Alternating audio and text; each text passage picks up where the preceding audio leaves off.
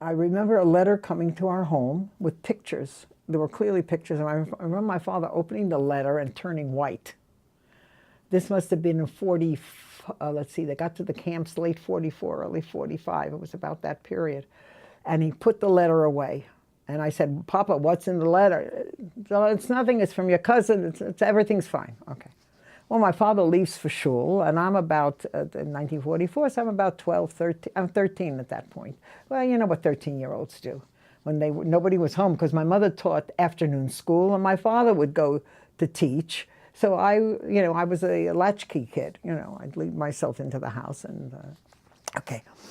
And I went to the desk, because they didn't lock desks in those days, and I took out the letter, and I opened the letter, and in it were photographs that my cousin took at one of the camps, one of the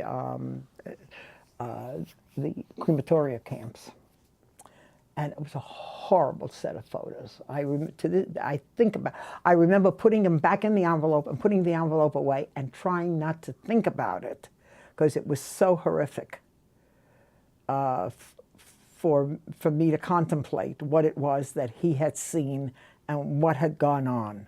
And then, of course, we began to hear more and more and more. And then, as a result, the whole question of the importance of the state of Israel was even sharpened further for me, based on not only these photos, but everything I heard at home, and then some of the stories of the Holocaust began to come through slowly but surely as the survivors came, and so on. And it was